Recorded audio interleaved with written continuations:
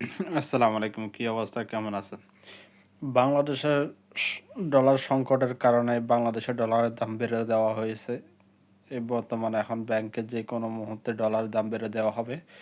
আর সাধারণ জনগণের সাধারণ জনগণকে এখন মাছের মতন টোপ দেওয়া হবে। কিছু ডলারের দাম বেড়ে দিয়ে ব্যাংকের মাধ্যমে রেমিটেশন আনা হবে। সরকার তার জন্য একটা পরিকল্পনা করেছেন। আপনারা যারা প্রবাসীরা আছেন বিশেষ করে আরো কিছুদিন ধৈর্য ধরুন, ধৈর্য ধরলে ধৈর্যের গুণ আছে। আপনারা হাজারো কষ্ট করতেছেন, কষ্ট করে টাকা কামাতেছেন। আপনাদের টাকাগুলা এভাবে বৃথা যাইতে দিবেন না।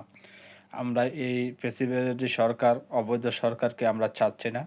তাই আমরা চাইতেছি আপাতত আমাদের এই রেমিটেশনগুলা আমাদের হাতে জমা থাকার জন্য আমাদের হাতে জমা থাকলে এই রেমিটেশনগুলো একদিন কাজে হবে। তো যারা আছি প্রবাসী বাইরে আছি তারা সবাই একটা জিনিস চেষ্টা করবেন, গরিব অসহায় মানুষের দিকে চেষ্টা করবেন। এই সরকারের হাতে দিলে সরকারের পেট ভরবে, গরিব মানুষ পাবে না। ধন্যবাদ সবাইকে।